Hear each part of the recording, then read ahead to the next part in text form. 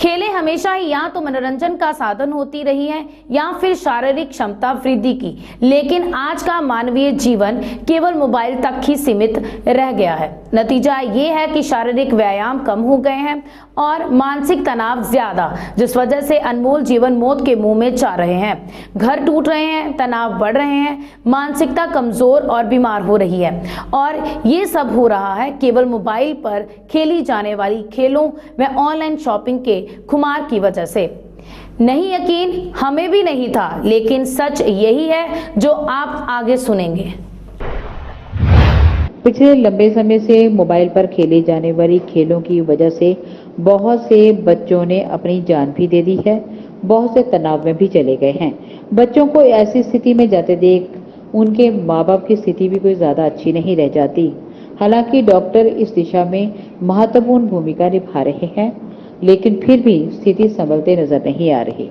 इस संबंध में जब हमने डॉक्टर अभिमन्यु और डॉक्टर सोनिया से बात की तो डॉक्टर अभिमन्यु ने बहुत ही विस्तार पूर्वक चर्चा करते हुए कहा कि आदत किसी भी चीज की हो बुरी होती है, और फिर चाहे वो बच्चों में हो, बड़ों में हो, बुजुर्गों में हो, महिलाओं में हो, ये आदत उनके लिए घातक ही घातक होती है।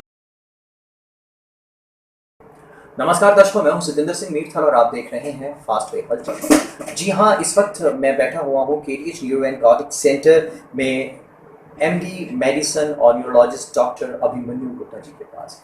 जानेंगे इनसे कि किस तरह से गेम जो है हमारे दिमाग के ऊपर कब्जा कर लेती है और हम कुछ भी गलत करने के लिए जो है वो अग्रसर हो जाते हैं। करेंगे डॉक्टर साहब से बात और जानेंगे कि आखिरकार दिमाग में ऐसा कौन सा सेटअप बैठ जाता है जिसके ऊपर हमारी पकड़ नहीं रहती। डॉक्टर साहब, सबसे पहले आपका स्वागत है। Good evening to all. So thank you मेरे को इस टॉपिक पे बुलाने के लिए। तो मैं आपको सबसे पहले तो ये बताना चाहूँगा कि जो गेमिंग है उससे हमारे ब्रेन में एक रिवॉर्ड सेंटर होता है। जब भी हम गेम जीतते हैं तो उस रिवॉर्ड सेंटर में एक डोपामिन नाम का पदार्थ रिलीज होता है। ये डोपामिन जो है ये हमें और अग्रेसिव बनाता है। जैसे जैसे हम गेम जीतते जाएंगे हमारा उसको खेलने का मन और करेगा, जैसे ही और मन करेगा और डोपामिन रिलीज होगा। ये जो डोपामिन है ये हमें एक तरह से इसका एडिक्टिव बना देता है और उसी से आदमी में एग्रेशन आना शुरू हो जाती है।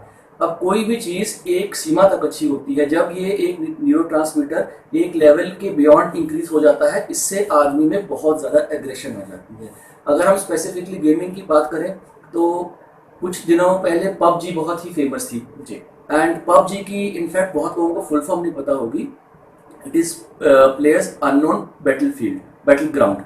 सो इसमें क्या होता है कि इसमें हम जब खेलते हैं हमें सामने वाले प्लेयर से लड़ना है, उसको मारना है, उसको ख़त्म करना है। हमें ये नहीं पता कि वो कौन है, बस हम उससे लड़ रहे हैं, उसको ख़त्म कर रहे हैं। इससे क्या होता है कि जब एक प्लेयर दूसरे प्लेयर को मारता है वो जीत जाता है और उसके ब्रेन में डोपामिन रिलीज होता है, उसका और खेलने का मन करता है, वो और प्लेयर्स को मारता है, इससे उसकी एग्रेशन बढ़ जाती है। और एक बात समझिए कि हमने सामने वाले प्लेयर को मार दिया, हम खुश हो गए, बट अगर बाई चांस हमारा प्लेयर मर गया तो हम बहुत गुस्से में आ जाएंगे, हम बहुत होश में आ जाएंगे। और वो जो गुस्सा है वो एक अननोन प्लेयर पे तो हम निकाल नहीं सकते। वो कहाँ निकलेगा? वो हमारे घर वालों पे निकलेगा, वो हमारे आस पड़ोस में निकलेगा, और उसी चीज की जो एग्रेशन है उससे आदमियों की या प्लेयर्स की सोशल लाइफ खराब हो जाती है। जब कभी कभार वो खुद पे भी निकल जाता है। यस, खुद पे भी निकल जाता है। हमारे पास पेशेंट्स आते हैं जो कि सुसाइडल टेंडेंसीज बन जाती हैं पेशेंट्स में ज़्यादा गेम खेलने से। क्यों? क्योंकि वो जब गेम खेलते हैं वो सोशली इनएक्टिव हो जाते हैं। वो सारा दिन घर के अंदर बैठ के गेम खेलते रहेंगे, बाहर निकलेंगे नहीं, सोशली कट ऑफ हो जाएंगे। और जब उनका प्लेयर मरता है उनको लगता है कि हमारे साथ से कोई हादसा हो गया है, and that can lead to depression and in extreme cases to suicidal ideation. Right. Doctor साहब, गेम की बात चल रही है तो गेम में फर्स्ट सेकंड थर्ड पोजीशन आना, प्राइज मिलने, सर्टिफिकेट मिलना, क्लैप्स होना, इंकरेजमेंट होना, ये एक यहाँ तक तो ठीक है, पर वही गेम किसी के लिए सुसाइड का एक साधन बन जाए, जहाँ बंदे की जो है वो जीवन लीला ही खत्म हो जाए, ये सब कैसे होता है? बेसिकली गेम्स जो है वो हर गेम एक तरह की नहीं होती। जो गेम्स है जिसमें हमें सामने वाले को मारना है या जिसमें अग्रेसिव बिहेवियर चाहिए, ये गेम ज़्यादा खराब करती हैं। क्योंकि जब हम सामने वाले को मारते हैं हम बहुत खुश होते हैं कि हम जीत गए, उसके बाद हमारे ब्रेन में कुछ पदार्थ निकलते हैं, हम उनका और प्रयोग करते हैं और गेम्स खेलते हैं। और ये एक लिमिट तक तो ठीक है, बट आपने सुना होगा कोई भी चीज़ अगर एक सीमा के पार हो जाए तो वो चीज़ खराब करती है। सेम इफेक्ट डोपामिन का है।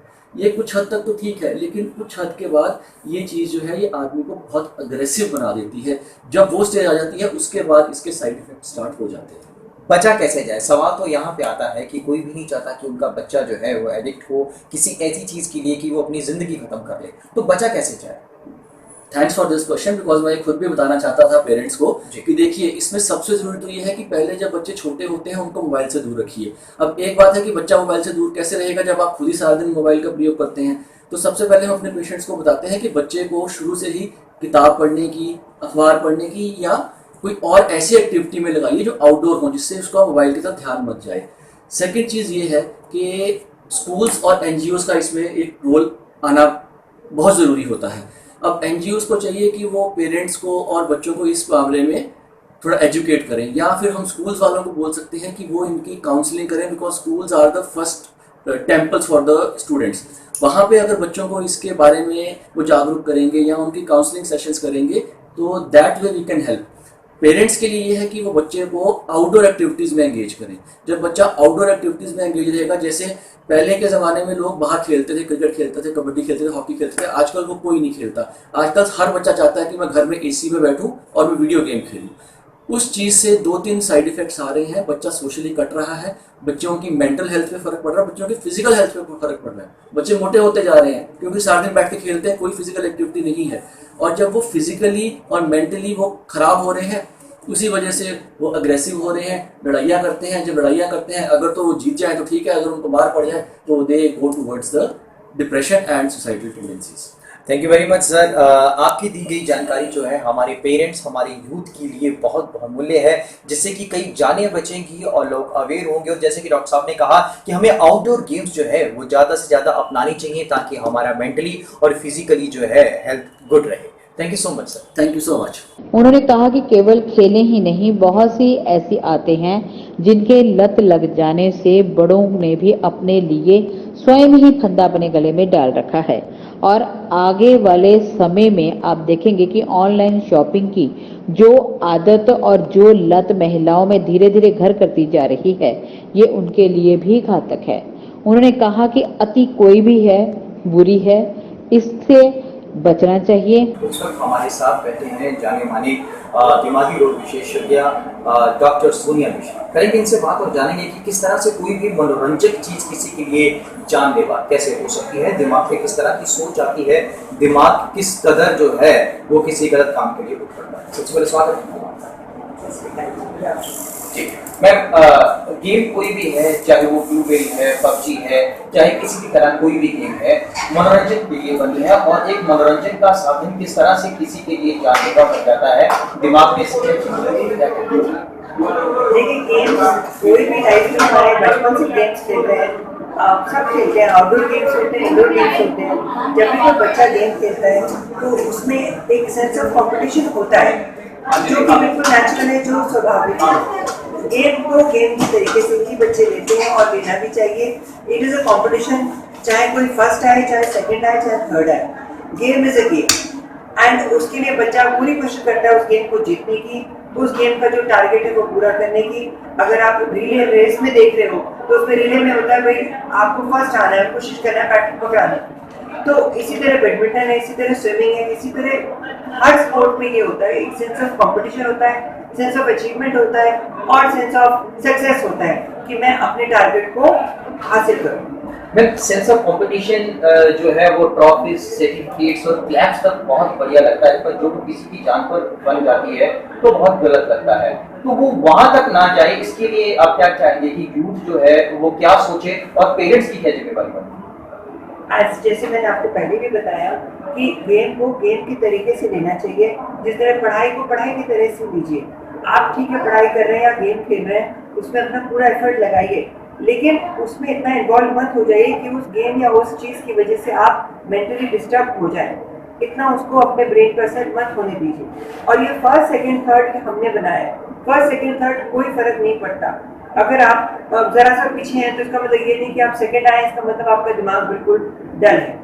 इसी तरीके से गेम को भी गेम के तरीके से लेनी चाहिए। If it is for entertainment, आप उसमें एंटरटेनमेंट लीजिए, आप उसका मजा लीजिए, आनंद उठाइए, एंड देन आप नॉर्मल अपनी जिंदगी लीड करिए। अगर आप फर्स्ट आ रहे हैं तो भी आप उतने ही अच्छे हैं, अगर आप लास्ट आ रहे हैं तो भी आप उतने ही अच्छे हैं। आप में कोई कमी नहीं है, आप बहुत अच्छे हैं और आपका पूरा आगे गेम खेलने का और लाइफ को एंजॉय करने का।